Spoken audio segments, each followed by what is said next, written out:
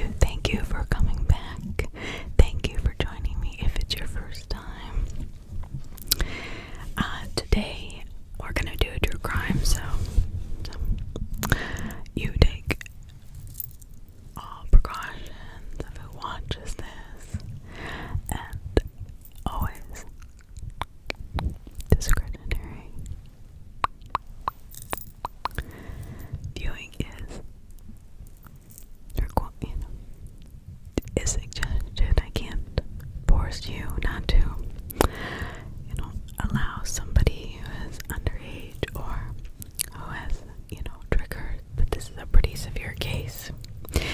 And I did this case because I was just actually reading along different news boards, and I came across twice-paroled child molester and torturer, William George Bonin, who savagely murdered a minimum of 21 young men and boys from May 79 to June 1980. Absolutely no, remorse. He gleefully boasted of his youngest victim, 12-year-old Jimmy McCobb. And it sickens me to see these people just smiling away as they're given their sentence. This man, born January 8th, 1947, also known as the Freeway Killer, was American serial killer,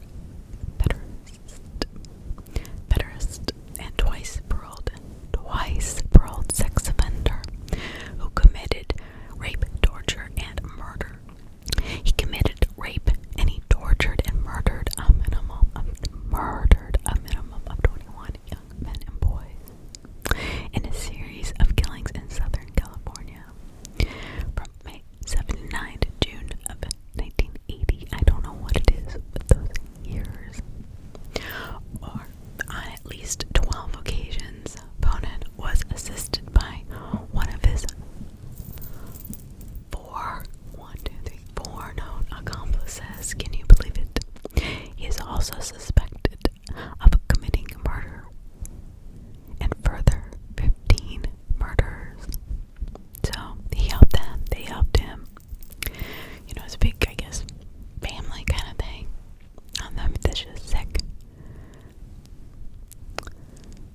He died at the age of 49 in San Quentin, lethal injection.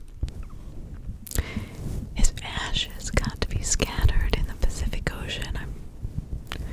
I'm sorry, it's just so upsetting to me that he even had a choice to do that. The Freeway Killer, the Freeway Strangler, executed. He had one child, or the prosecutor of the trial. He said he's the most evil person he ever existed. He was convicted of 14 of the murders linked to the Freeway Killer in 2 separate trials in 1982 and 1983. He spent 14 years,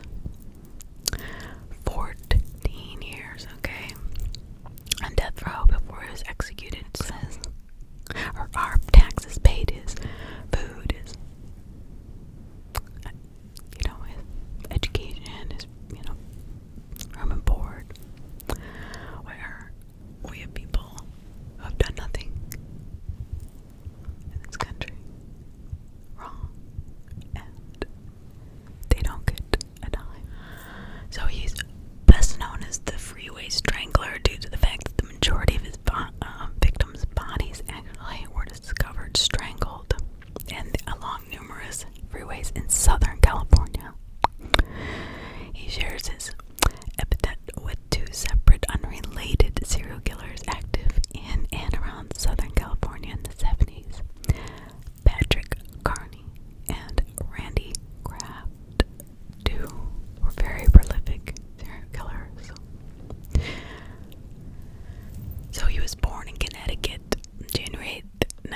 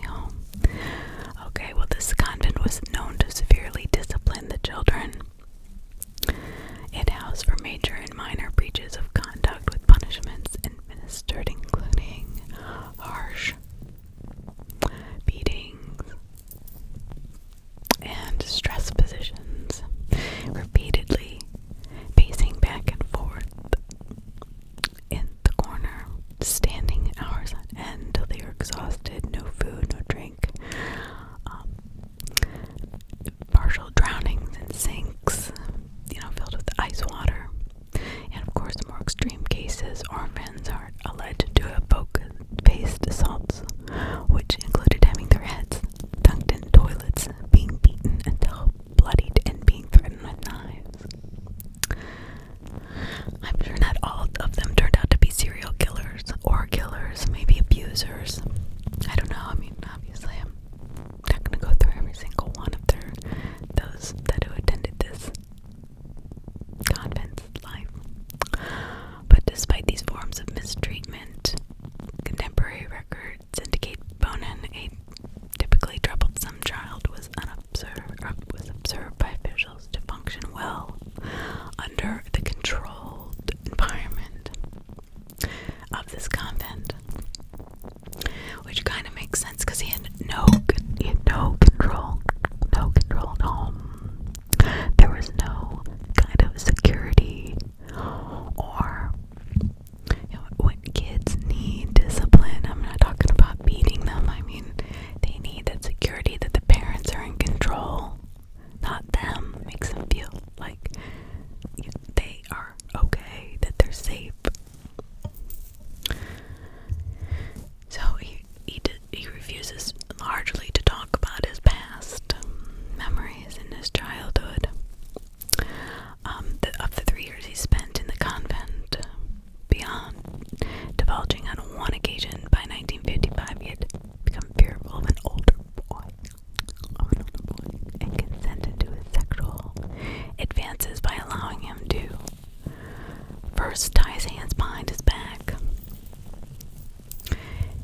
He also, denied any other memories of the alleged abuse. I think, I have seen a movie or something to this effect. Now I think about it, that just clicked something in my mind. So the memories, as neither parent visited him while he was in the convent, or his brothers, he gradually began to believe his parents were dead. Now that is really disturbing. Bonin was to remain at the convent until 56, when he returned to live with his non-dead parents in the town of Mansfield, Connecticut. So he says, quote, "In my life I never had nobody to help me. My father used to beat the shit out of me. My mother never stopped him. She put me in one of those boys' homes and I got raped by these older boys." Bonin was recollecting his childhood to psychologist Dr. Vonda Belt. So neighborhoods, unfortunately, in Mansfield later failed to recollect either parent spending any significant time with any of their children, any of their sons, and they were unkept, dirty, malnourished, not fed, not watched. They were always hungry. They were not living in good conditions. They were abused. They were occasionally provided meals, clean clothes, and his younger brothers out of sympathy from the neighbors, not by their parents. These signs of neglect were also noted by Bonin's 5th and 6th grade classmates, whom he related to poorly as a friendless and problematic student, and you will hear that a lot. I noticed that in a couple other cases, that when, children are so abused, they do feel so bad about themselves. They just develop, I think, problems with other kids because they don't want to have to get close to them. They don't want to have to bring them home. Or maybe they don't smell good, or, there's a bunch of different reasons, and they're always hungry. But I think that's really sad, personally. Because, and I do try to remember that even the worst serial killer was a child at one time. And many of them were not born to be murderers. They were just, unfortunately, abused to the point where, and we all have our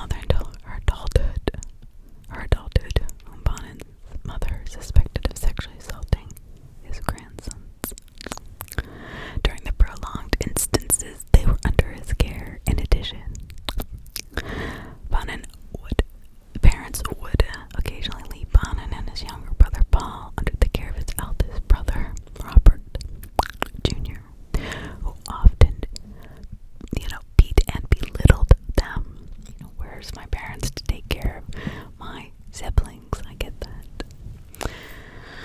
So in 1957, Bonin was arrested for stealing tags from a vehicle license plate.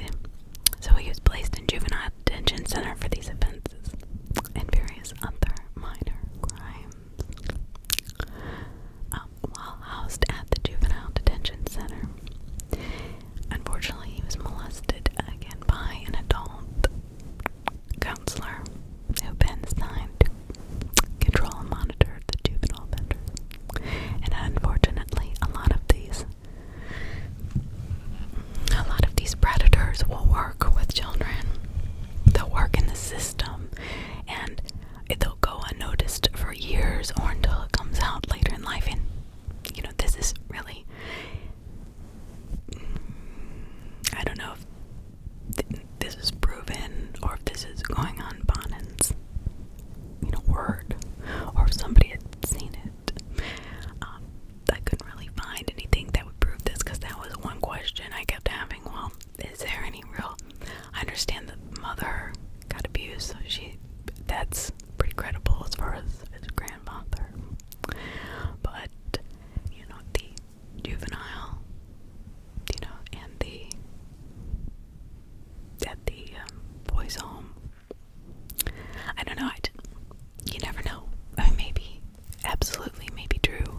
But this is also somebody who is a narcissistic killer, so you kind of have to think, all right, how much of this is true, or is it just compiled, by hearsay? I didn't take. I mean, he's dead, so I can't really go and ask him, and his parents are both gone. But, I'm going to take the word of my references, which I always find, these are just court documents, and, in the courts that were saying what his defense attorney is, the story is behind all of this, I guess, to keep him off the death row, or maybe it was true. And that is kind of when I read court documents, I'm always careful to think on both sides, see the big picture. Why is this attorney building this case? Is partial true, or is it all true? Sometimes you can really tell that it's true, and other times, one thing that hits home is when he was sentenced back years ago, when he said that the last one is the easiest to kill. I mean, with no remorse. Now, was that due to all of his abuse, or was that due because he just wanted somebody else to feel the pain that he had felt, instead of getting help for himself? I don't know. These are just my thoughts, not really my opinions or anything. I'm just curious, what you think. So, he's being now molested at the juvenile detention center by this man who is supposed to be a counselor to these kids. I'm assuming or guessing that the other kids came forward as well, because he wasn't the only one. So he was released, and that's when he started sexually fondling his younger brother. Alright, so now it's kind of a, it's cyclical here. So his dad, being such a compulsive gambler, resulted in the prospect of they foreclosed on the family home. His parents tried to relocate to Connecticut, to California, or opted to. In 1960, now he's in the 8th grade. That's a pretty tough time. That's just before high school, and in some places that is high school. Especially now, they seem to do younger and younger kids. My daughter's going into middle school. She's only in 6th grade. We didn't have middle school until 7th. So they rented a modest family home with white stucco, tract house.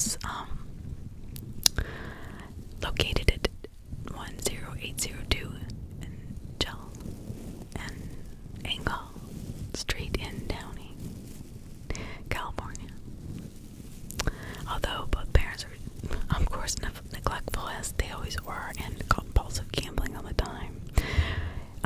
Their brothers and he were primarily raised by their mother, who often displayed domineering and very controlling behavior, emasculating them, making them feel less than, telling them that they were not worth anything. And it was really, a lot of it for some reason was kind of geared towards Bonin. You know, he attended high school in Torrance, where he was regarded as a social outcast. So here he's not interacting with his peers. He's moved to a new town. He's got a mother who emasculates him. He's been sexually abused most of his life. I mean, this is, you know, you can see the build-up here.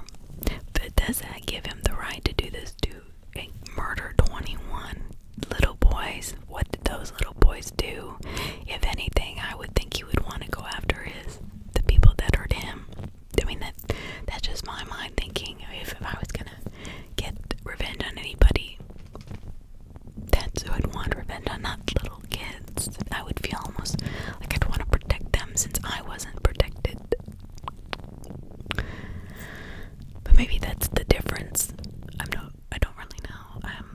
You know, there's been so many books on serial killers and the mind of a serial killer, and for years they thought that they actually were wired differently until they started to, the last I read, and correct me if I'm wrong, this is just on memory, was that the serial killer's brain is really not any different from ours. So that's what I'm thinking. Just, you know, all these things could be parts of this, as, you know, his mother being so depressed, being so codependent, being abused, you know, being a gambler. You know, there's that addictiveness in her, and his father, and then being sexually molested by his grandfather, you know, and then he started fondling his younger brother, being abused by his older brother. There's just, by the counselor, people that he could have and should have been able to trust, he could not trust. And that is disturbing. Whether a serial killer or not, it is not fair for any child to ever go through that. I'm not excusing what he decided to do with his life. I'm just saying he should not have had to go through that. But his younger brother later recollected Bonin as an outwardly well-behaved teenager. So his younger brother, who he was sexually abusing, was recounting how outwardly he was a well-behaved teenager with an apparently caring personality. So he played that manipulator, I guess, pretty good, because he molested him, whom he nicknamed Goody Two-Shoes for his temperament. So Bonin, this serial killer who was known to have killed 21 children, and then had two accomplices who were also prolific serial killers. So he could have, God knows how many people he could have killed to help them with. I'm sure they had a little serial killer bond. You know, I'll help you, you help me. You don't rat me out. Whatever. His little brother said, like, if he had a bag of candy, he would give it away. He was a nice kid, apparently on the outside. Bonin's mother also later recalled of her middle son, his primary hobby as a teen was bowling, something at which he performed pretty adequately. And it lasted through his entire teenage years, so he did have a hobby. But according to Bowman, he was something of an awkward, shy loner who generally felt uncomfortable and kind of strange and insecure in the presence of really any of his peers, anybody. Consequently, Bonin is not known to have formed any long-standing friendships or close relationships throughout his life or his adolescence.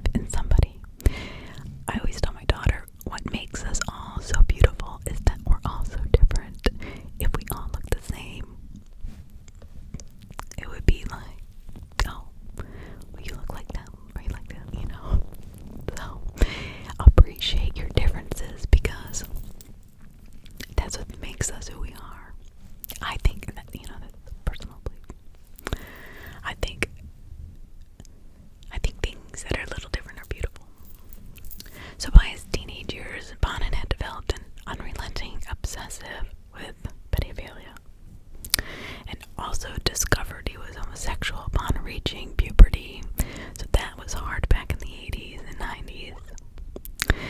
So his sexuality later became the basis of a long-standing conflict with his mother, who believed his sexual inclinations towards young boys to be curable social disorder through the church, and that it was a disease. It wasn't. It was more an affliction or a disease, and it could be cured by somebody with authority.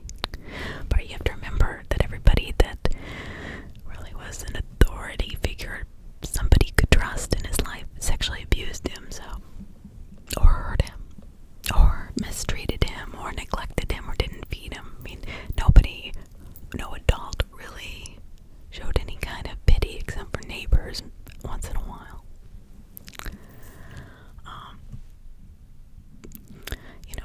Two frequently argued about this homosexual attraction.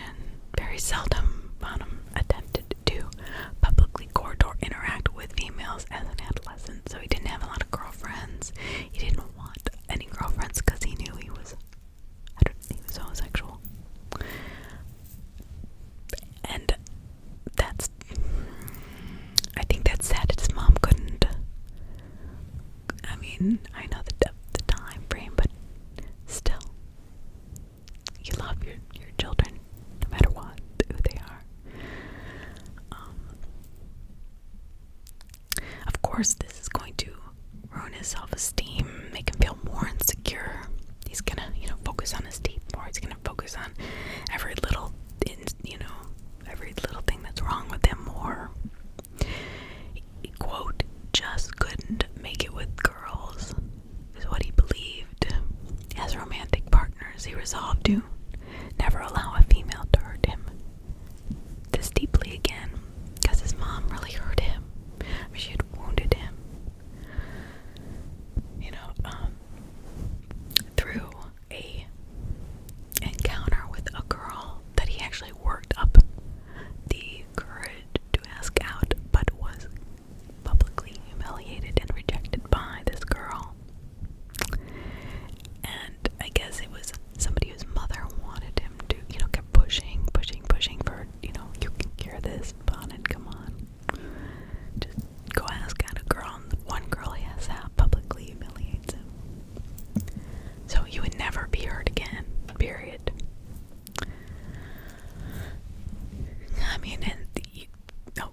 I mean, I probably feel very similar. Following these events, Bonin, he molested several children in their neighborhood, reportedly. When the family lived on the Engle Street, Bonin's mother, allegedly extremely emotionally controlling and protective of her son, is known to have refused or acknowledged any of these acts of molestation. So she's in complete denial, as well as the general escalating antisocial behavior that he was starting to portray by not having his friends, locking himself in his room, not coming to the table or coming out, doing anything, even going bowling.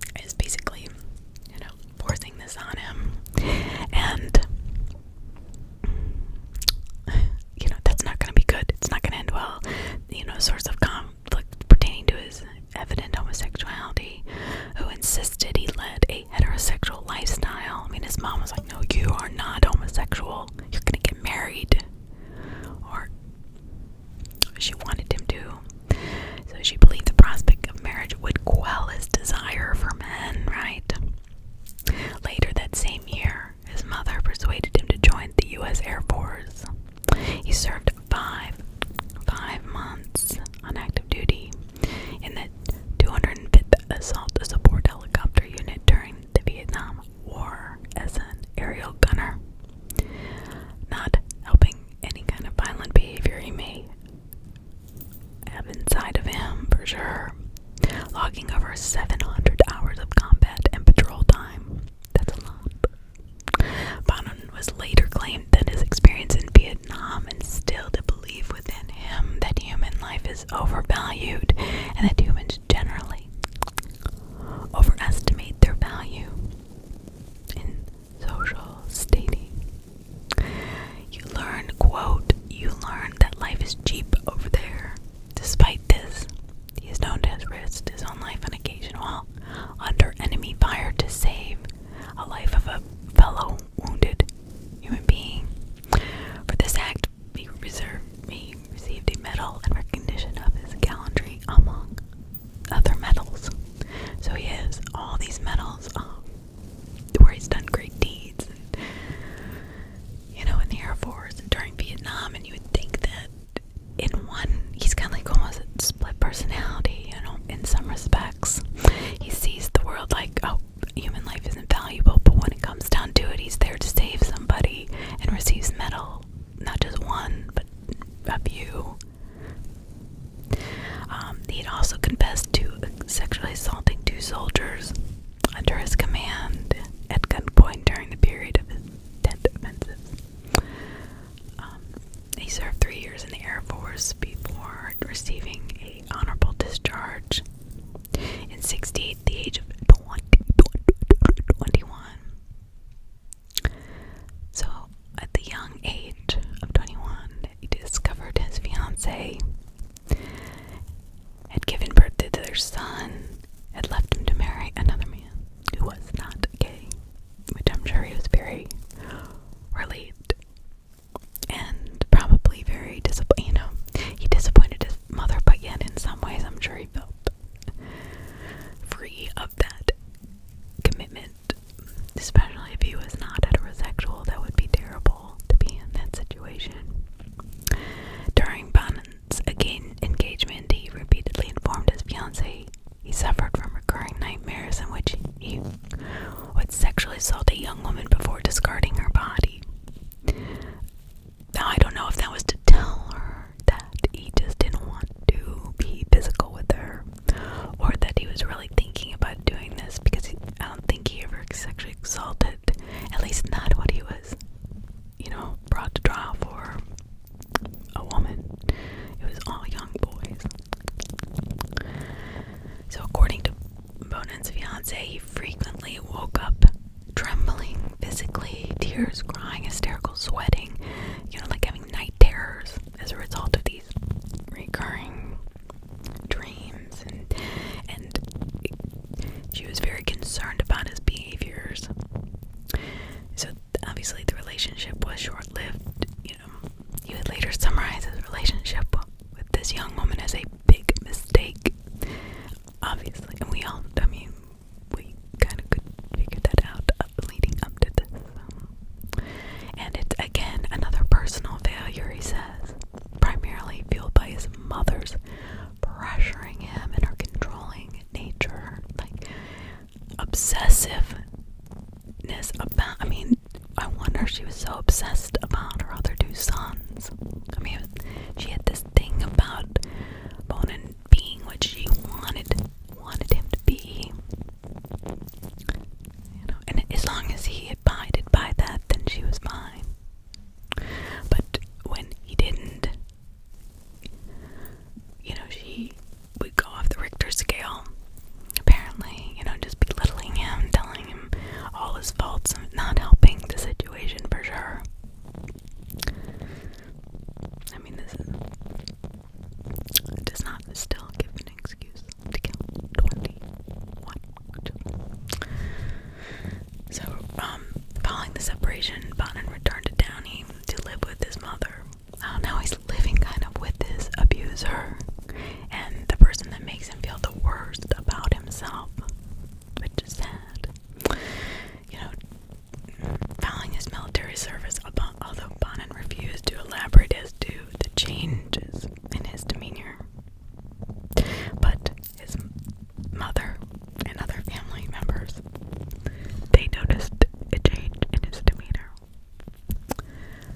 numerous convictions. Alright, so he actually was convicted and confronted a 14-year-old youth before handcuffing, stripping, and beating the teenager into semi-unconsciousness while threatening to sodomize and murder him. The youth was then sodomized before being released. Okay. Now this is on November 24th, 1968.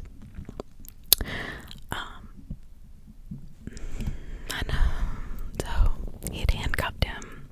He was 17 years old, this young man who he had sodomized. During the assault, Bonin also bludgeoned the boy with a tire iron in addition to traumatizing his testicles by squeezing. So 5 weeks later, in January 1st, 1969. I thought that was 64. Okay. Oh, 68. Okay, so 5 weeks later, January 1969, forced a 12-year-old boy whom he had abducted to orally satisfy him before molesting him, and then threatened to kill this victim if he ever reported him to the police. On January 12th, Bonin abducted, handcuffed an 18-year-old youth, and extensively beat this poor child before sexually being, making him do sexual favors for him. In 69, in January, Bonin was arrested as he attempted to restrain an intended fifth victim under 6 months. A 16-year-old who had lured into his vehicle before handcuffing. He was indicted on 5 counts of kidnapping. Alright, so you can see his voracious appetite to hurt people, hurt young men. So he was 4 counts of sexual abuse, 1 count of child molestation against the 5 individuals he abducted or assaulted. He luckily did not kill any of these 5 children. In the case of the final youth he had abducted, he attempted to assault the previous November. So he must have known him. In each instance, Bonin had handcuffed or otherwise restrained the victim before forcibly engaging in, these sexual behaviors. So his methods were bludgeoning about the head with the tire iron, choking the victim until they were unconscious, and the victim squeezing of their private parts. He pleaded guilty to molestation and other things. So he was sent to the state hospital, a mental disorder sex offender, considered amenable to treatment in January 1971. Okay, so while he was detained at this hospital, he was subjected to some psychiatric examinations. He had possessed an IQ of 121. That's pretty good. Traits of manic depression, sexual sadism disorder, antisocial personality disorder, which we can see through his whole life, though no other significant brain anomalies were present. Bonin's physical examination also revealed extensive scars on his head and buttocks, so that means he must have been abused either by the counselor, at the convent, or by his parents. He says he has no memory of the scars and who did that to him. Many experts, to conclude, Bonin expressed memories of the more extreme aspects of his child abuse. These professionals, he noted that the psychological and emotional implications of Bonin's unhealthy relationship with his domineering mother, he remained emotionally dependent in spite of her low opinion of him. That is too bad, really. And, he maintained her son was essentially, quote, worthless as a human being, unquote. Bonin regularly attended therapy groups and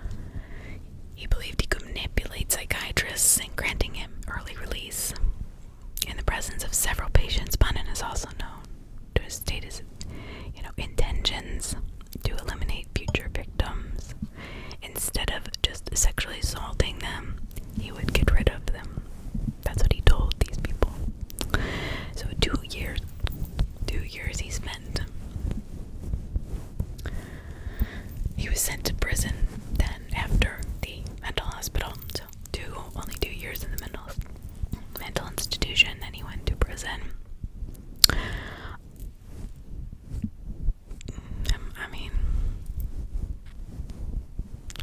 okay. So he was declared unsuitable for further treatment, largely due to his repeated sexual engagement with 2 mentally challenged inmates. While in prison, Bonin sought to raise money for the family of another prisoner, and he reportedly applied willing for at least one treatment program. So there he is, again, trying to manipulate his way out.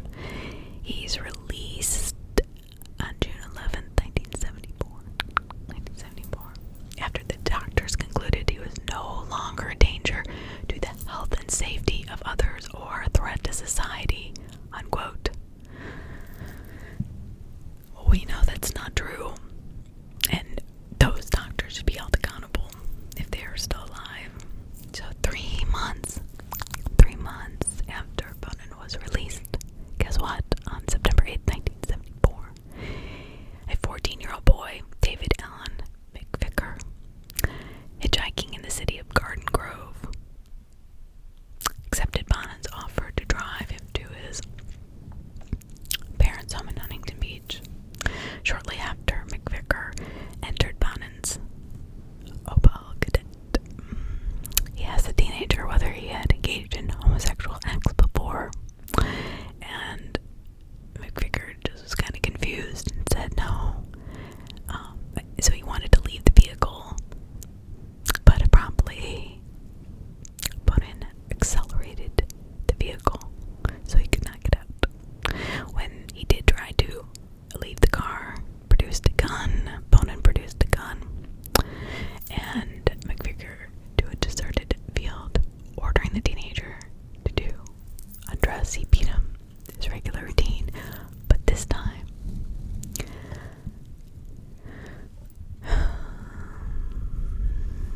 McVicker pleading for his life. God help me. Bonin immediately ceased his assault and apologized before reverting to casual conversation. He then drove to his home, stating on the way, "You know what? You're an alright guy. I was gonna kill you, but I want to come back for you and use you again." That's what he said to him, unquote. As McVicker was leaving Bonin's vehicle, Bonin further remarked, quote, "We'll meet again." McVicker obviously was completely traumatized. He cried for hours before calling a child abuse hotline. He then phoned his mother, who immediately drove home to help him. Informed Garden Grove police of this man. Months later, Bonin arrested again for the 2 assaults on October 11th, 1975. Next time, there won't be any more witnesses, so now he is really committed to killing. He was subsequently charged with rape and forcible sexual abuse of a minor 15-year-old boy, which occurred 2 days after Bonin's assault on McVicker. So, I mean, if this man would have been let out, hadn't been arrested those 2 times, I mean, he was a voracious abuser.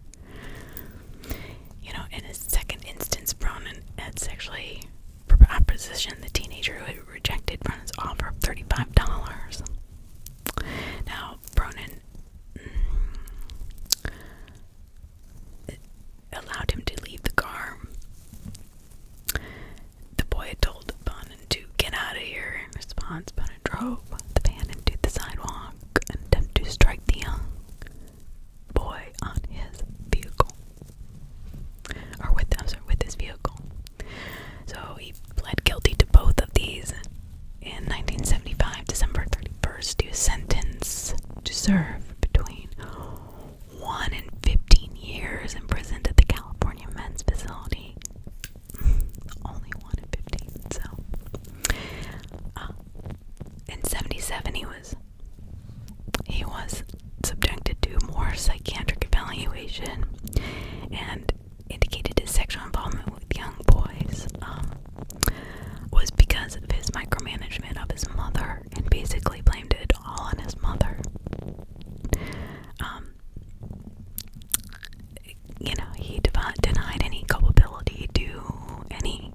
assaults that he had done on any inmates.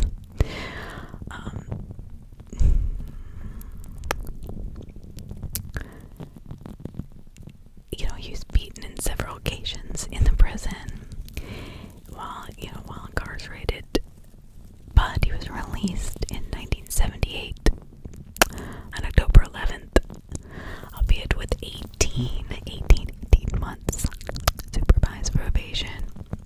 So upon release, he, moved to an apartment complex at the Kingswood Village.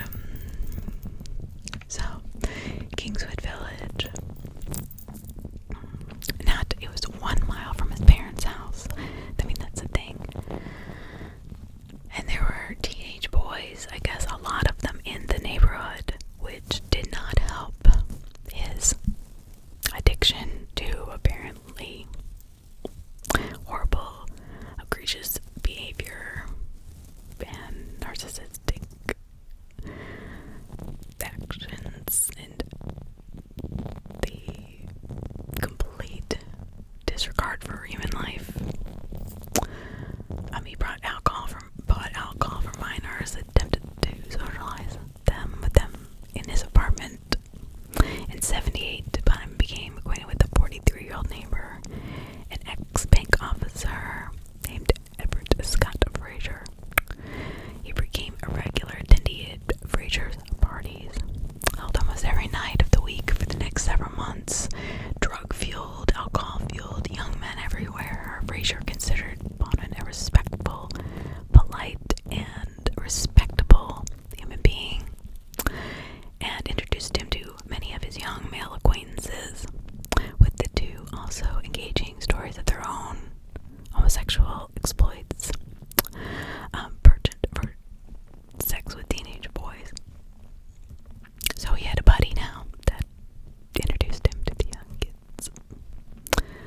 During this period, Bonin and his young brother Paul, who had been working as a plumber, ran a neighborhood bar called the Alpine Inn in the rural community of Silverado, California, unable to obtain a permanent liquor license as a result of his criminal background, which would make sense.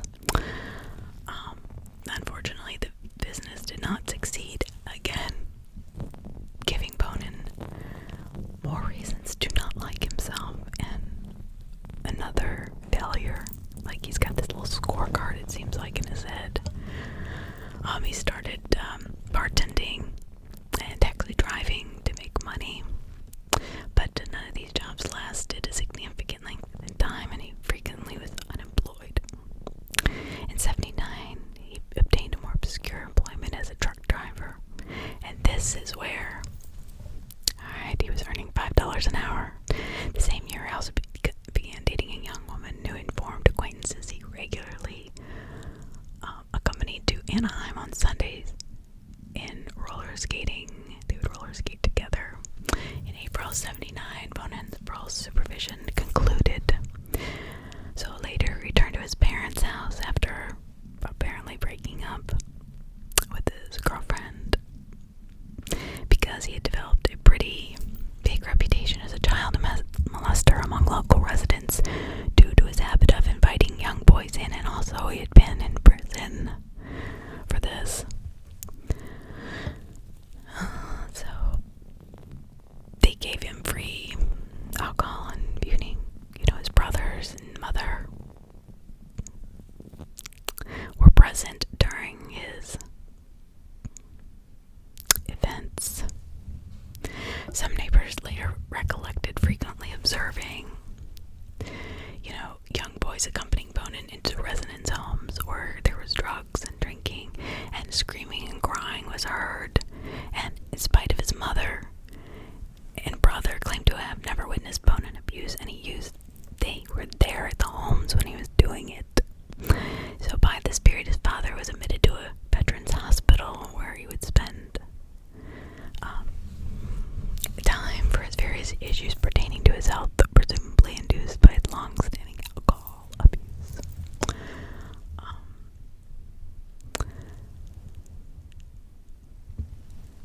Bonin became acquainted with 21-year-old porcelain factory worker, occultist, and part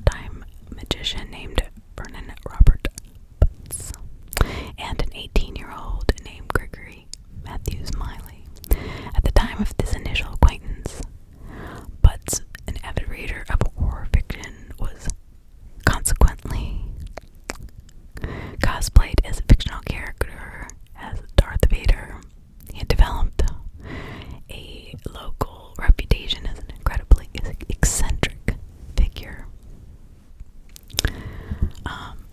And all of these strange things adorned his apartments, novelties, spiders, and just like very interesting, eclectic, eccentric things that, Butts had a girlfriend, which he displayed his physical attraction to in front of everybody, apparently, and she was a self-proclaimed witch, and he had been recently fired from his employment as a magic store clerk at Knott's Berry Farm due to his unkempt appearance and increasingly strange, unpredictable behavior. So, both his friends were kind of bizarre individuals, kind of the outcasts of society. But supplemented his income by charging $30 to appear as a magician at children's parties, a personal hobby he enjoyed. He was a drifter, had been in and out of, the institution system. Butts is later speculated by court prosecutors to have developed fascination with the sadistic homosexual activity while in jail. Although he had an extensive criminal record, such as burglary and arson, he claimed to have been both fascinated with and terrified by Bonin, whom he claimed to be kind of a hypnotic control over him, or have a hypnotic control over him.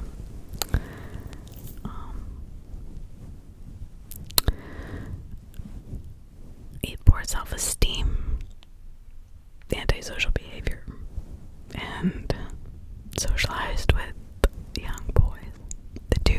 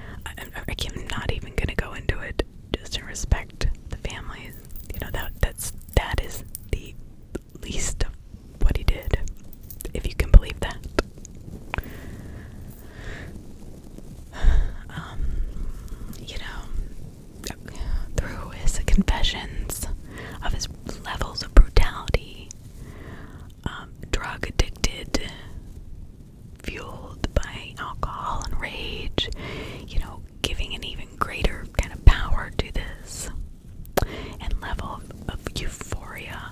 One attorney says he couldn't believe when he was, listening to this. He emphasized to neurologists that his scarcely being able to wait for the onset of darkness to begin his cruising to kill somebody, and referencing his feelings of extreme restlessness and frustration physically in the hours prior to his murders. And the attorney's listening to this going, oh geez. And this is because I'm not even reading half of what I wrote here. It's like he described feeling pleasure hearing his victims screaming. And that goes on to show what he did. You can look this all up. It's one of the worst serial killers, how he did it and what he did to make them suffer, that it was so disturbing. And the lack of remorse. He would store all of these weapons that he would use to restrain and hurt his victims with, and he would do it on frequent or in different highways in California, especially southern. In apparent effort to avoid investigators collecting his crime evidence, he drove to various counties to discard his victims' bodies far from the site of the abduction. So, unfortunately, as one psychiatrist said, he said this victim, or this killer, was smart, sadistic, and beyond over the top as far as what he did to his victims. And he was very comfortable with it. He never really had any remorse. The minimum of 12 of the murders, he had group support, meaning he had other people helping him. His accomplices were Vernon Butts and Everett Frazier. And they boast of the murders. They really just brag about them and tell, this guy is giving good gaze, like us a bad name and following murder. They wanted media coverage. Bonin also enthusiastically mentioned his killings to fellow co-workers where he worked as a truck driver. I don't know how this guy kept going on. He would go daily to buy Orange County newspapers to see his cases on the front page of the news. This guy was obsessed. And he just goes on from there. I'm not even going to get into his crimes because they were just so horrific and so sadistic. And just look up the Freeway Killer, and there's tons of information on him. So he was initially arrested in August 79, and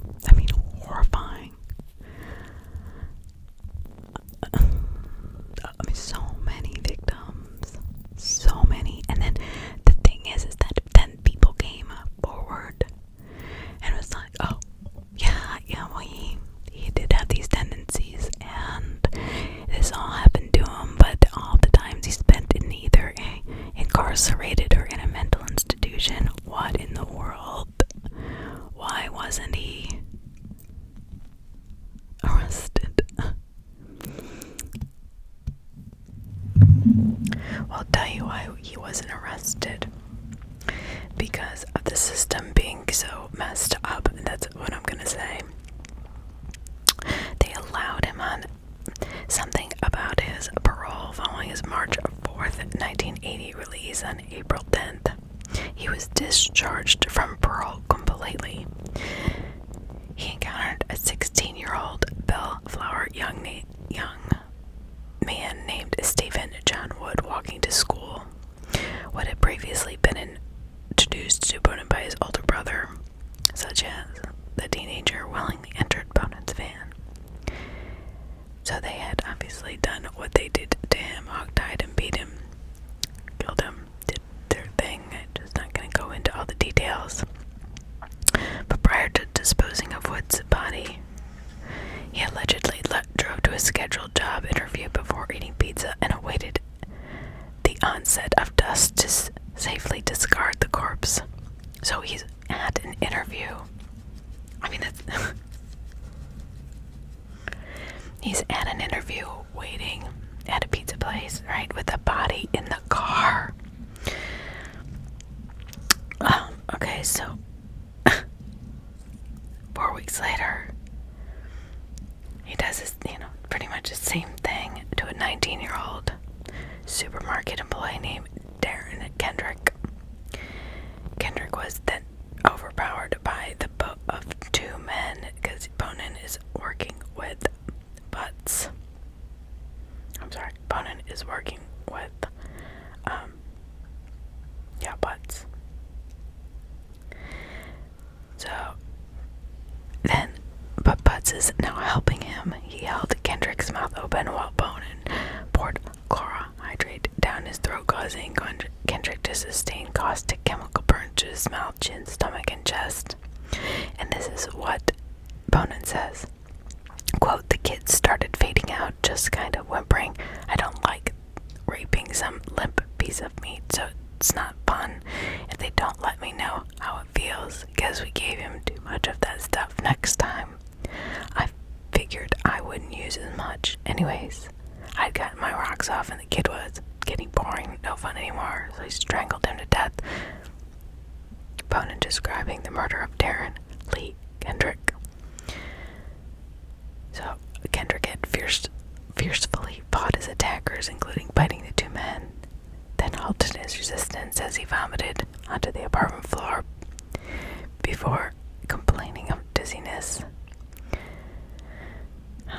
Noting that Kendrick was losing consciousness and whimpering, that's when they hurried up and did their thing and killed him. It's terrible. They dropped him behind a warehouse close to the Artesia Freeway, with the ice pick still protruding from his ear. So we're getting closer to his last day as a free person, because apparently they're figuring out that this guy is not going to stop killing, no matter how many times they think they've rehabilitated him, or some psychiatrist says, oh yeah, he's okay to be left in society.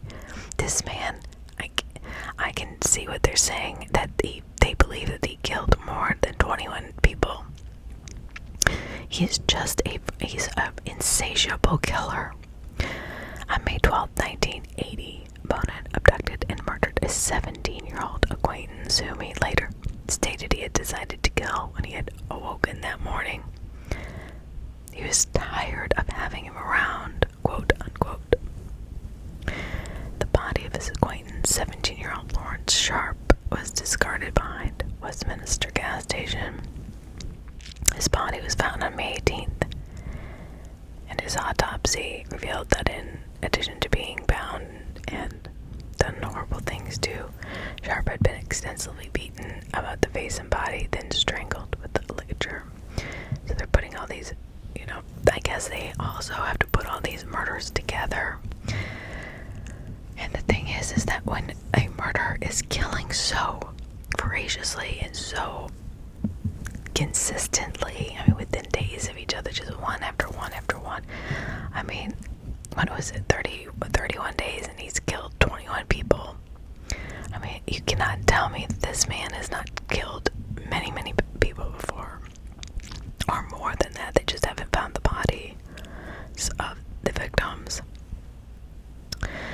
So, operating alone this time, because Butts refused to accompany him.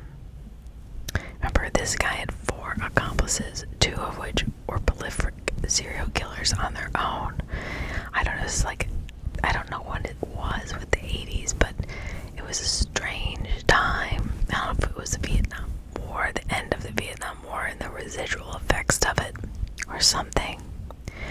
But Bonin alone abducted a 14-year-old Southgate youth named Sean King, just from a bus stop down in Downey, where he was living with his mother.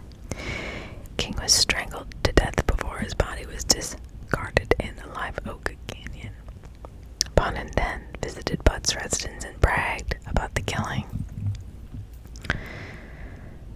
So, surveillance. By the 1980s, the murders committed by Bonin and his accomplices receiving considerable media attention. There was a reward of $50,000 for any leading information to the conviction of the predator or predators that were offered by leading gay rights activists. So the money was offered by gay rights activists, which is, great. Bonin avidly followed news media reports pertaining to his crimes and collected newspaper clippings because that was his trophies. It was exciting to him that he had killed all those people. He's a sick human being. And the media was giving him so much attention. He loved the attention. He had committed so many crimes in various jurisdictions, scattered the bodies all over, up and down the, California coast, nicknaming him the Freeway Killer. And he regularly either abducted or deposited the bodies along the freeways. So they formed a task force dedicated to the apprehension of the suspect or suspects who, as one of the officers upon this assembled task force later recalled, was striking at an average rate of once every 2 weeks in the spring of 1980. I believe it was more than that. Okay, so they had gotten this task force together. The Los Angeles Police Department and homicide detective John St. John, and he had a confidential tip, and so he kind of followed that.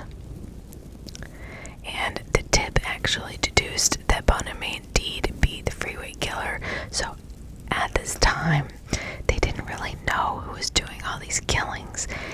But now, I don't know why they didn't keep Bonin in prison. I guess because they were overcrowded, or they felt that he was rehabilitated, or he was a good manipulator. That was the truth. He was a very good manipulator. But, I think today they would have probably thought more about keeping him since he had been in prison so many times. They finally investigated Bonin's background and revealed his extensive history of convictions for sexually assaulting teenage boys. Finally. So this is where St. John is finally assigned a surveillance team to monitor Bonin's movements. They finally put enough money into this capture of Bonin. Nobody had really looked into him before. Luckily, this investigator had gotten a tip. And the evening of June 2nd, 1 hour prior to Bonin and Monroe discarding the body of the final Freeway Killer victim, was Mr. Stephen Wells.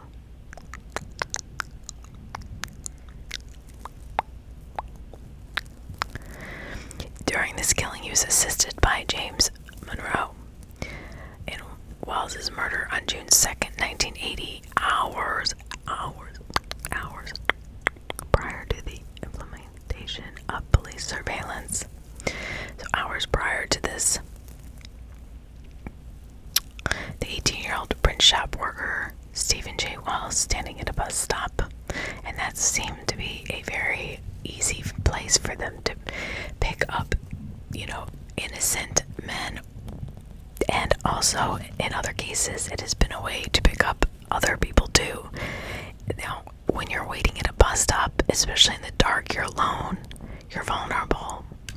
I don't know, they learned that he was bisexual, and apparently, so they say, Wells engaged in consensual actions. I don't know. On Bonin's parents' bed, Bonin then sent Monroe to purchase burgers. Upon Monroe's return, Bonin convinced Wells to allow himself to be bound with a clothesline. Upon the incentive of being given $200, he then called Monroe to enter the room. Suspicious of their intentions, Wells became frantic. Bonin then retreated to the kitchen for water, informing Monroe they were to both kill Wells. So he didn't want to do this alone.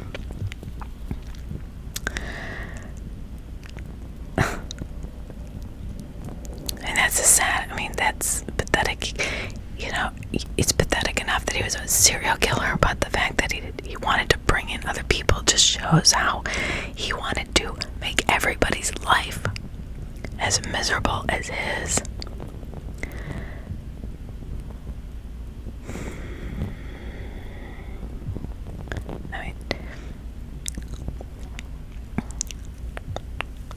So at approximately 9 p.m., the two drove to Butts' Lakewood apartment. As Bonin informed Monroe that he, Butts, and others had committed many of the Freeway murders. At Butts' apartment, the trio engaged in brief conversation.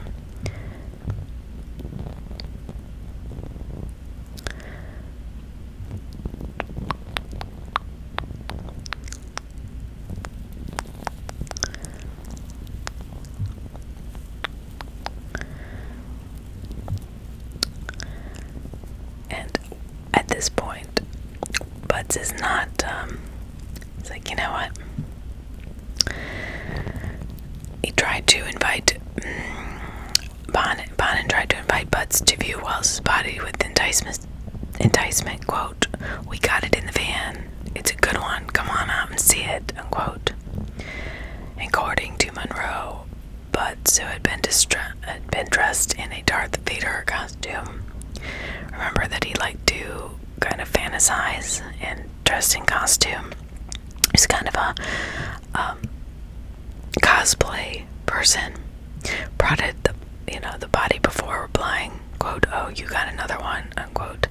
Then complimented Bonin, saying, "Good job, Billy. You did a really good one," unquote. So he asked his advice as to where to dispose of the corpse. Nice. But Butts did not. He was dissuaded from the alluring, begging, pleading manipulation of Bonin because of the recent media coverage. And of course, Bonin starts to mock the police officers. And he basically he dumped Wells' nude corpse between a chain link fence and a truck. The body was discovered 5 hours later by two brothers who had parked nearby to fix a flat tire.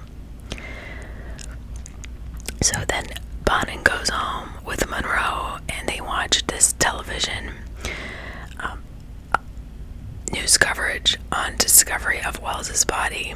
As he bit into his Big Mac burger, Bonin reportedly looked up to the ceiling and stated, "Thanks, Steve," before repeating the statement as he looked down to the floor, adding, "Wherever you are," quote unquote. The pair then proceeded to laugh. Later that night, Bonin hinted to Monroe, already fearful of his life, so he says that he stayed quiet regarding Wells' murder or else faced potential death.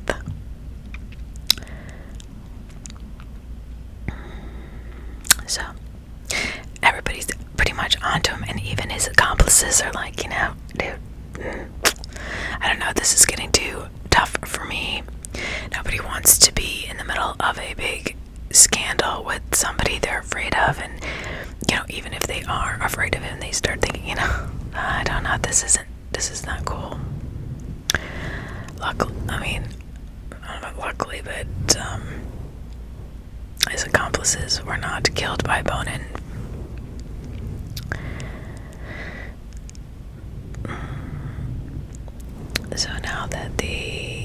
police are out there surveillancing. They've got a team. The police observed on June 11, 1980, Bonin driving in a seemingly random manner throughout Hollywood, unsuccessfully attempting to lure 5 separate teenage boys into his van. Thank goodness. Before succeeding in luring a youth into his vehicle. But the police followed Bonin until his van parked in a service station parking lot close to the Hollywood Freeway. Then discreetly approached the vehicle. Upon hearing muffled screams and banging sound emanated from inside the van, these plainclothes officers forced their way into the vehicle, discovering Bonin in the act of raping the 17-year-old Orange County runaway named Harold Eugene Tate, whom he had handcuffed and bound. So they saved his life. So the last victim of Bonin would be Stephen. Initially charged with the rape of a minor and held under suspicion of the murder of Miranda, Bonin was detained in lieu of $250,000 bond. Shortly thereafter, Bonin's girlfriend notified his boss of his arrest, adding that the arrest was in connection to the Freeway Killer case, causing Monroe, already apprehensive at Bonin's absence from work that day. He became frantic. Monroe's freaking out. He stole Bonin's car and fled to native Michigan. That doesn't look suspicious, does it? He was there, temporarily. He's staying with a friend before he got arrested. So inside the van, they discovered all sorts of crazy stuff: knives, tire irons, coat hangers, restraining devices of all kinds, household pliers, wire coat hangers, regular coat hangers, hydrochloric acid, and upon further forensic examination, later sections of his home revealed intensive and extensive traces of blood stains. Moreover, the inner handles from the passenger side and rear doors of his vehicles had been removed in an obvious effort to prevent victims from escaping. That's sick. Inside the glove box, discovered all of his trophies. Remember I said he kept all the newspaper clippings as trophies. Well, that's what he did. In every murder, he just piled them up and he kept them in his car to then read. And it goes on and on. I mean, so many notes on this everywhere.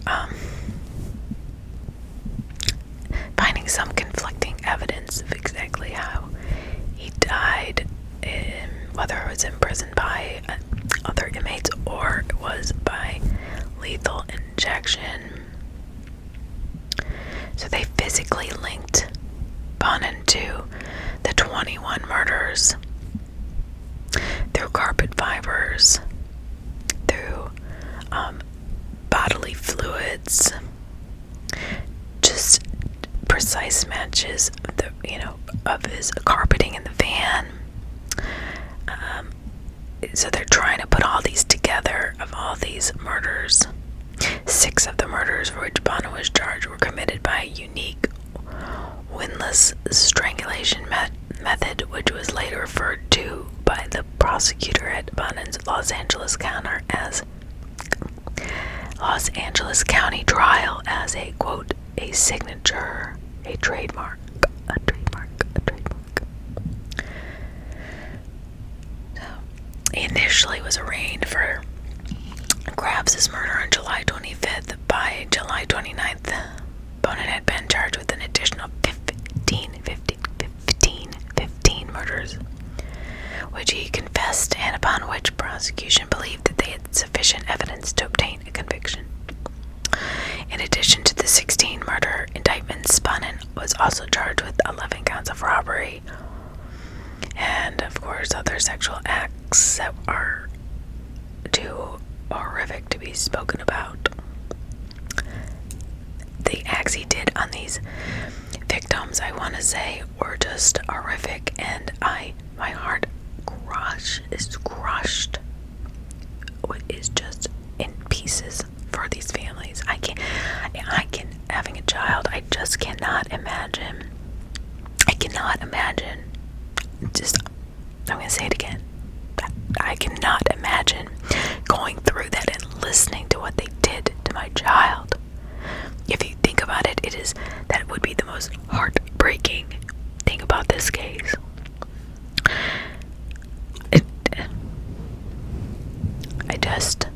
I feel for these victims, and I don't want to go and name them. There's so many of them, and maybe they don't want to be announced or brought back to life. I mean, these are just his first and his last, basically. And I just feel like patting their heads and just telling them, I'm so sorry. I did that. Nobody should go through that. And I understand, back in the 80s, it wasn't, a lot of people had prejudice against homosexuality, but that doesn't give them any less importance in my eyes.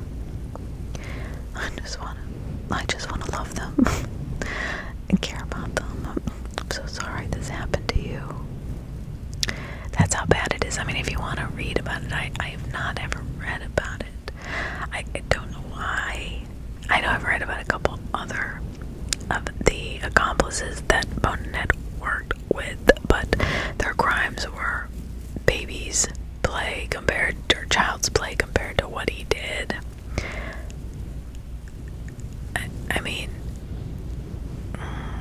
it just is so heartbreaking. This is the kind of stuff that will linger in my mind, thinking of those poor young boys just standing there, not understanding what was going to happen to them.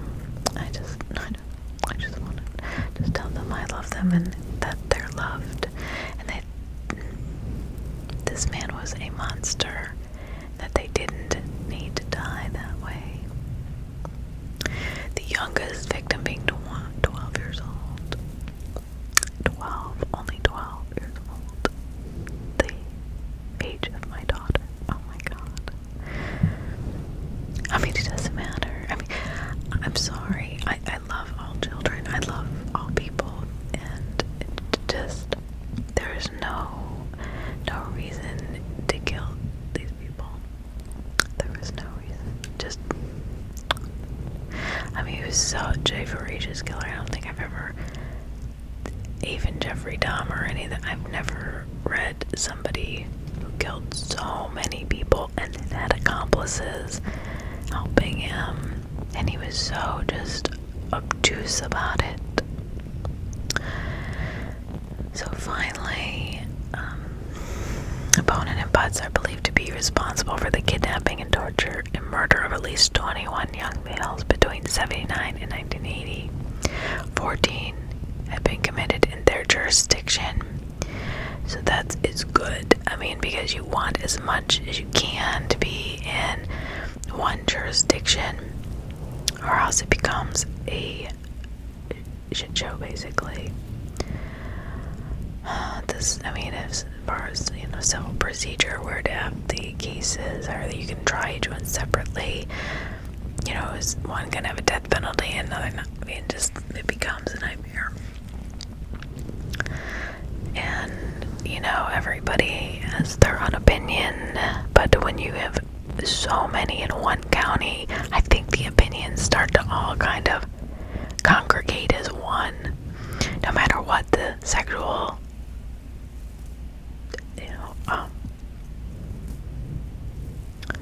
orientation was of these men. If you start spreading out these murders, you're gonna have one of these idiot jurors that are like, oh, he's gay, well, and then you don't want that. You want a solid case, especially when it's against a group of people that were so highly prejudiced against at that point in time. I mean, at some point, it's just important to note that it doesn't matter how many people he killed. I mean, it's the getting all of the victims, to their families safely, and letting the family know that they're, home and they can be buried, and that, the person is behind bars and they're very sorry.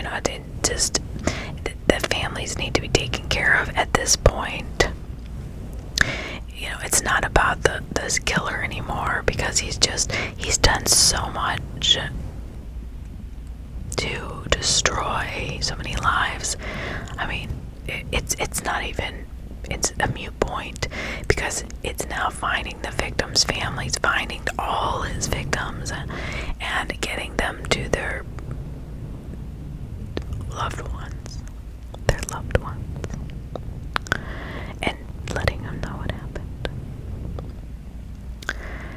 and just telling them that they loved them and that they were sorry that this had happened to them. So Butts is claiming he's innocent, but he soon confessed. He was an accomplice, obviously, with Bonin.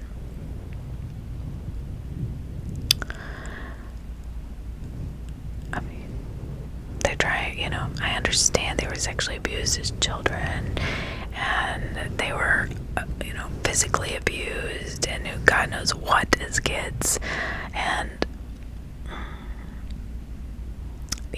Butts is still trying to say, oh, I only had a limited role in the actual torture, but it doesn't matter. You touch the person, it's torture.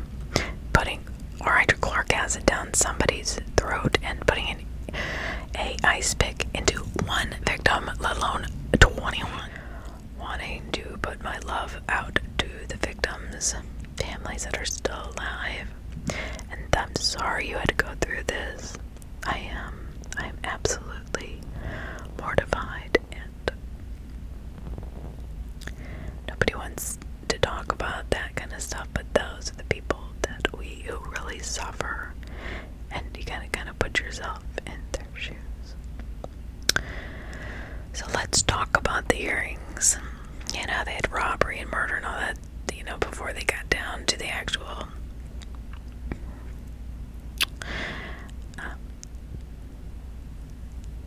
murders. Butts committed suicide. So he didn't want to spend the life in prison. He took the easy way out. He wasn't going to agree to a plea bargain or testify against Bonin. Both Miley and Monroe agreed to testify against him at his impending trial in exchange for being spared the death penalty, with Deputy District Attorney Sterling Norris also agreeing to seek the dismissal additional charges of sodomy and robbery against Monroe if he honored his agreement to testify. In the case of Miley, Norris agreed to accept 2 separate pleas of guilty to first-degree murder in exchange for 2 concurrent sentences of life in prison, with possibility of parole after 25 years. I don't like that. So if Miley agreed to testify against Bonin at upcoming trials, William Buck also agreed to testify, having agreed to plead guilty to 1 count of voluntary manslaughter, for which he later received 6 years. And he did more than that. You're in prison. You know that he had more involvement. If that, not one of his accomplices is going to be like, oh, I'm just going to, manslaughter involuntarily, and then the rest are going to do all these horrible things. Now, it doesn't work that way. He was too manipulative of a human being. That's what I believe. That's just sheer speculation in my thought, because he was obviously, in reality, he was only given voluntary manslaughter, so we can only blame him for that. So the rest is just in my opinion. So when he was brought to trial in Los Angeles, and he's charged with the murder of 12 of his victims, whose bodies had been found with this constituency on October 19th, 1981. He was tried before Superior Court Judge William Keene. Trial commenced on November 5th, 1981. So Norris was the prosecutor. He was looking for the death penalty on each count of murder for which Bonin was tried. We will prove he is the Freeway Killer, as he bragged to a number of his witnesses. We will show you that he enjoyed the killings.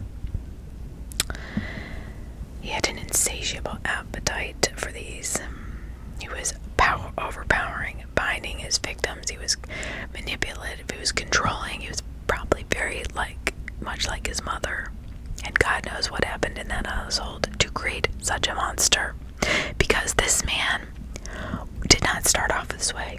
I'm going to say this right now. He was a true product of his horrific childhood, not giving him any less accountability for these murders. But he was just one of those unfortunate people that he didn't deserve what he got. However, I think he took it a little overboard. And the sad thing is, he's laughing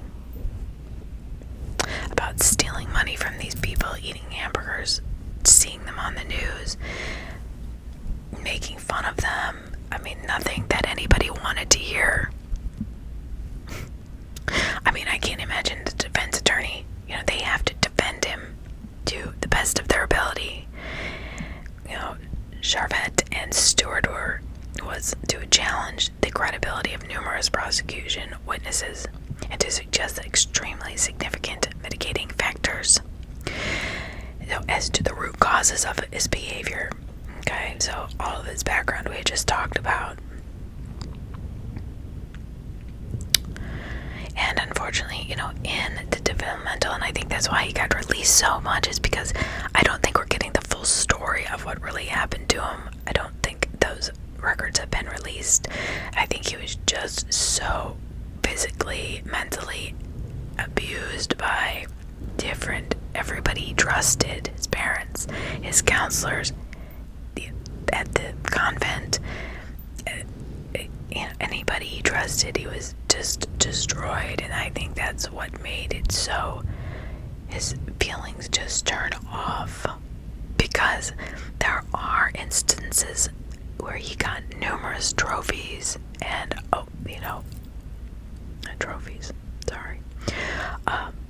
awards, medals for helping his fellow man in the war. So there somewhere before all these horrible things happened to him, he did have a shred of humanity, and it just was stripped from him.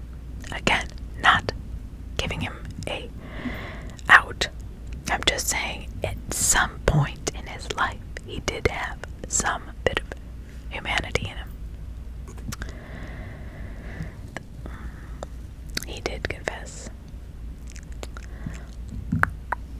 and that he was the Freeway Killer and killed 21 victims between 12 and 19. Macabre,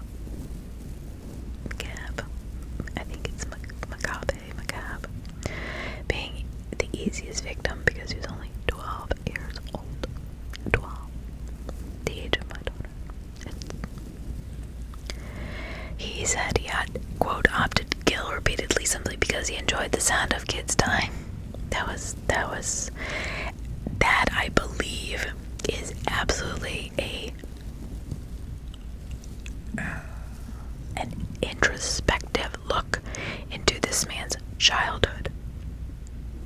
Honestly, I think that everybody enjoyed seeing him suffer to the point of almost dying in so many different places, not just his parents, his mom, his dad, his counselors, at the convent. There was so much bullying, so much hatred towards him that everybody has their breaking point. And I think that statement in itself, if you really break it down, quote, sound of kids dying, unquote, quote, not adults. It was something about children or younger people, because that's the years he was hurt.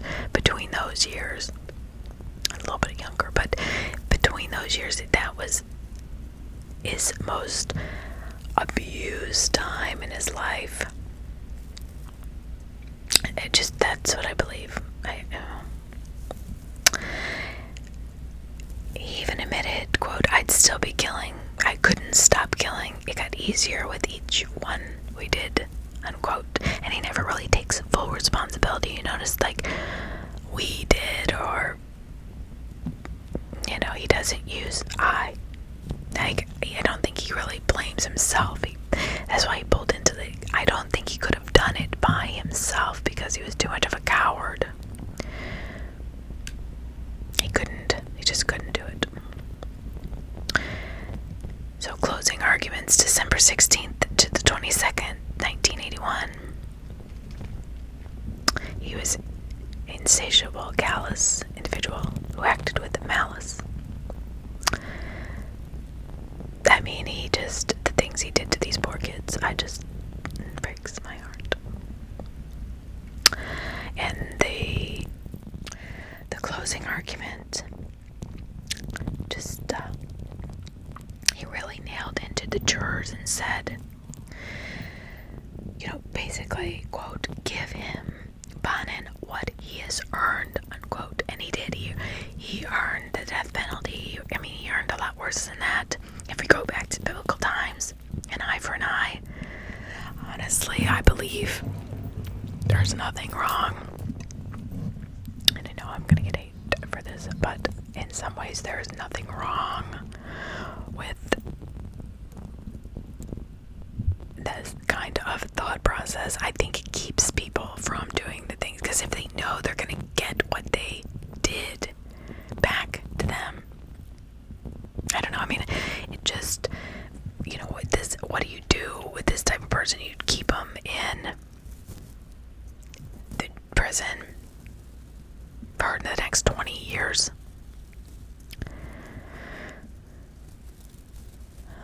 So,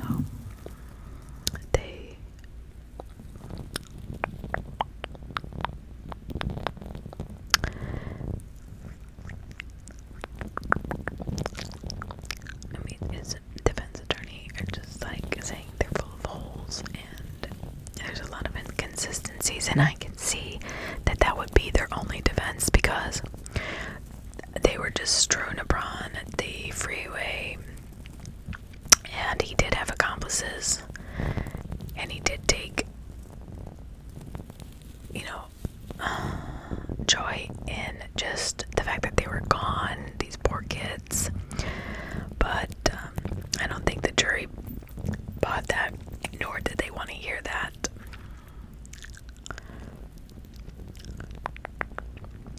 So on December 28th, that is when the jury began their deliberations. So I apologize, this is getting long, but I think this is very important, because I want to just kind of analyze what is going on in the jury's mind, in the prosecutor and defense's mind, as they're trying to, being on the defense side, I don't know what you would do, because this guy is guilty, but he's a great manipulator. So on one way, they're gonna have this bull. If he's that good, they're gonna be thinking, well, maybe he didn't. He did have accomplices. Bonin was very smart. Remember, his IQ was 121. So, I mean, that's pretty impressive. It's so sad that that's what he used his life to do. Very, very sad. He could have been so much more. And those children that he killed could have been as well. And he, of course, unanimously received, or was recommended, the death penalty, because, just the heinous nature of the crimes, and his laughing and making fun of them, and just is very disgusting to me. So Judge William King pronounced the death sentence upon Bonin March 12, 1982.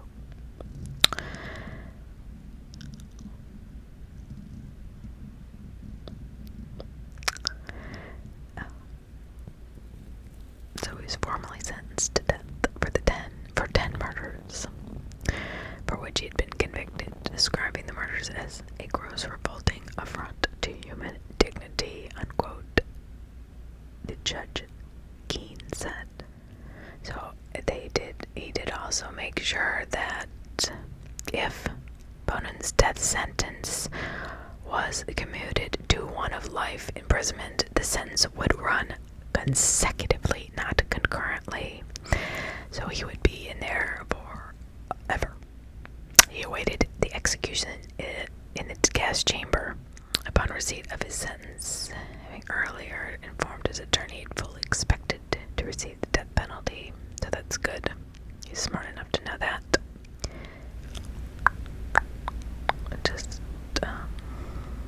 It just goes on to just his destructive, obtuse, narcissistic, psychotic. I mean, his mind had just gone at this point to any kind of compassion for anybody except for himself. I mean, even for himself, he's like, well, I fully expected that. It's almost like, it was like killing, little gnats or something. I mean, he did not take this seriously, nor did he take his own life seriously.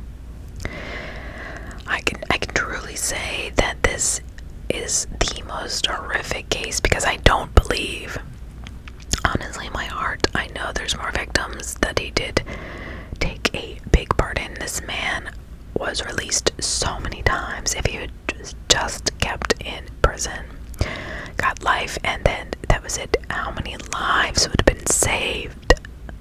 Probably, I think it's more like 50, personally, just by his demeanor, his comments, his accomplices.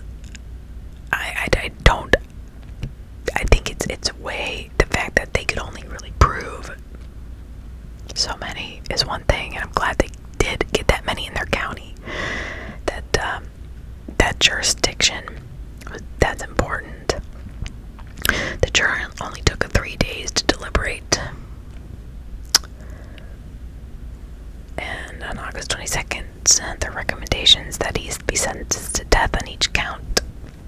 Different Judge Lay postponed formal sentencing until August 26th. So this is why, because this is must be a different jurisdiction.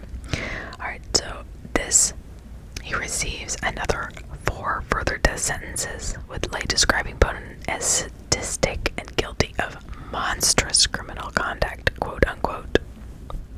So the judges, I guess, want each piece of this, they're trying to get as many convictions for the families that were affected by this horrific killer. I mean, he's not even a human being in my eyes at this point. He's like Hitler. He just had no kind of remorse for human life. It was, I believe Hitler hated himself. I believe Bonin hated himself, because that's what he was told. And he was going after the people he hated because it was a reflection of himself. I mean, he spent 14 damn years. I'm sorry, I don't mean to swear, but I mean, he spent 14 years on death row.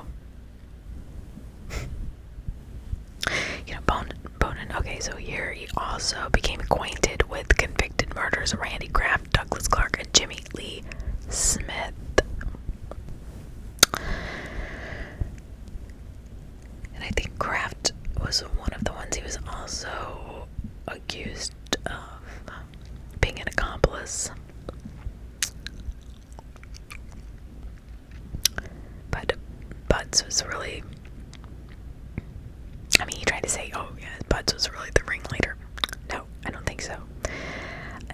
He wasn't smart as Bonin. Executed.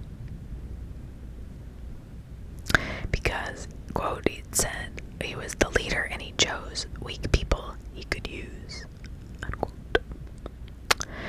And he was not put in the gas chamber at this time. In California in 1992, it was a lethal injection. And following the execution of Robert Alton Harris, the first inmate California had executed since 1967, so he was the second one since then.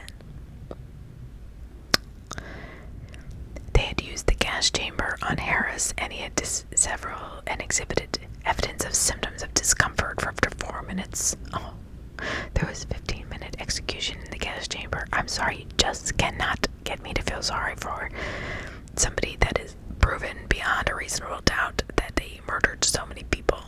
I think he should have been skinned alive and left to die like that.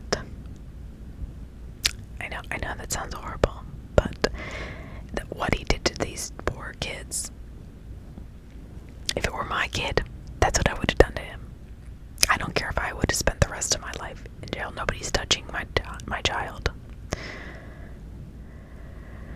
So when he was executed 24 hours before, Bonin claimed that he had made peace, quote unquote, with the fact he was about to die, adding that his only major regret in life was that he had not pursued his teenage passion of bowling long enough to have turned professional.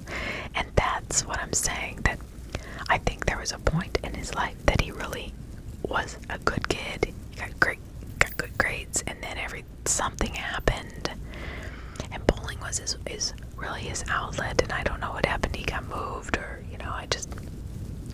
and because that was his only regret. I mean, I think he literally separated from that point in his life before and then after, and he became a different person. And then you would see glimpses of the old Bonin once in a while, like during the war, saving his fellow man.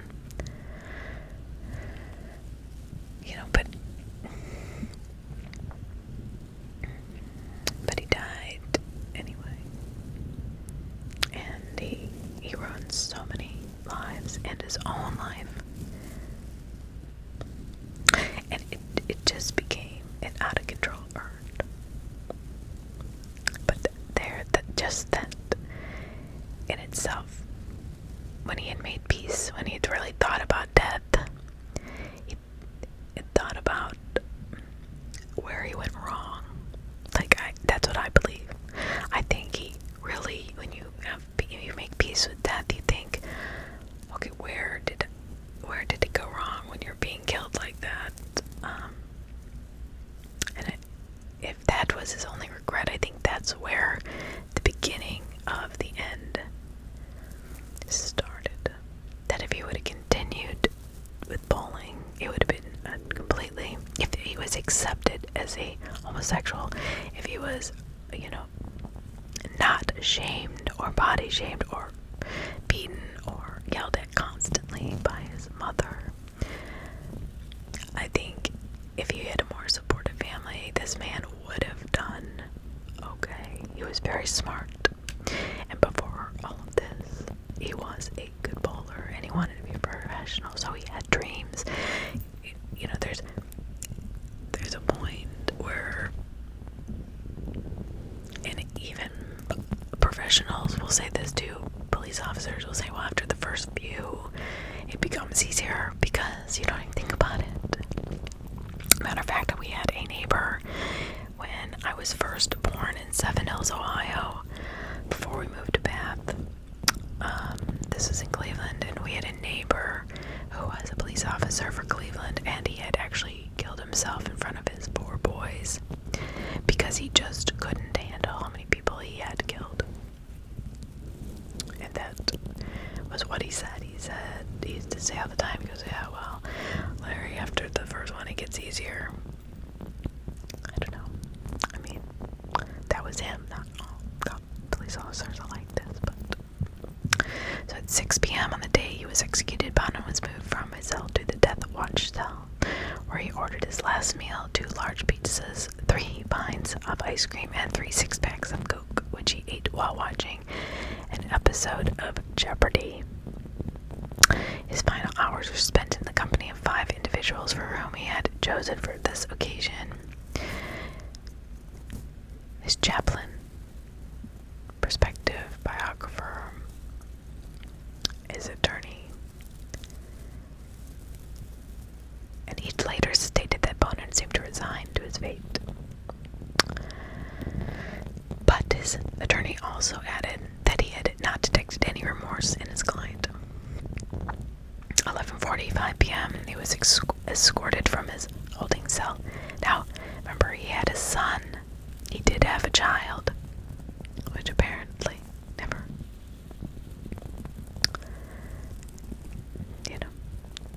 I don't know what happened to him. He was taken to the place of death. Very quiet.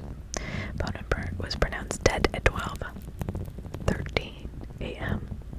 He was 49 at the time of his execution. So he was not killed. I have to go back and look at the Reddit thread because it did say Bonin, but I think they must have been confusing him with somebody else, because right here it says in the doctrine that Bonin was pronounced dead at 12:13 a.m. at 49 years old. None of Bonin's close relatives witnessed his execution, although the event was witnessed by several relatives of his victims, many of whom wept and embraced when his death was officially confirmed. Attorney, 3 days prior to the execution, referred to Bonin as the, quote, poster boy for capital punishment, unquote. Alright, I'm going to end this by naming the Freeway Killer victims. Number 1, 13-year-old Thomas Lundgren, May 28th, 79. 2, Mark Dwayne Shelton, 17, August 4th, 79. Because it does list them here in order, I just want to give respect, because it looks to me like they want to be remembered. And Marcus Alexander Grabs, 17, August 5th, 79. Donald Ray Hayden, 15, August 27th, 79. David Louis Morello, 17, September 9th, 79. Number 6, Robert Christopher Worostek, 18, September 17th, 1979. There is a John Doe. Number 7, age 15 to 27, November 1st, 79.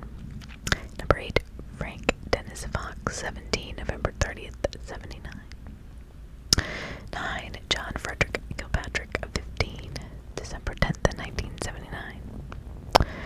Number 10, Michael Francis McDonald, 16, January 1st, 1980. 11, Charles Dempster Miranda, February 3rd, 1980. He was 15 years old. The youngest in my heart, just James Michael McCabe, 12 years old, February 3rd, 1980. Ronald Craig Catlin, 18, March 14th, 1980. Number 14, Glenn Norman Baker. He was 14 years old, March 21st, 1980. 15, Russell Dwayne Rupp, 15, March 21st, 1980. Harry Todd Turner, 15, March 24th, 1980. Stephen John Wood, 16, April 10th, 1980. Darren Lee Kendrick, number 18, he was 19 years old, April 29th, 1980. Lawrence Eugene Sharp was 17 years old, May 12th, 1980. Number 20, Sean Page King, he was 14 years old, May 19th,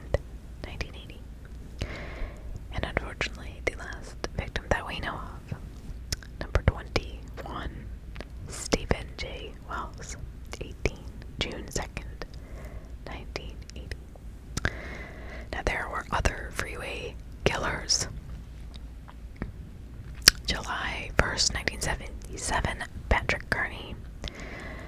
He was a prime suspect in the trash bag murders. He dismembered his victims. Randy Kraft.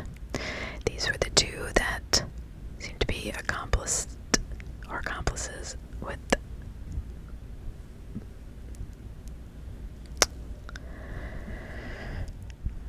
he was also considered Kraft was considered the scorecard killer. So collectively, Bonin, Kraft, and Kearney may have been claimed up to 130 victims, some of which Bonin said that they did together. And that is what I'm going to read. You can find all of the specifics online. There are many. You can go to the court documents. Have a good evening, and thank you for subscribing. Thank you for listening to this very long true crime story. I haven't done many true crimes lately, so when I saw this, I wanted to give a full true crime video about this man that had so many victims, and give my condolences, my love, and my care to each one of them, even as they peacefully sleep now, not of this world. So, have a great evening, afternoon, or morning, wherever you are. Please take care of yourself. Please be safe. Please watch your surroundings, and who can get into your house and who is around you. Lock your doors and just be safe. Take care of you. I love you all. Thank you for listening. Thank you for subscribing.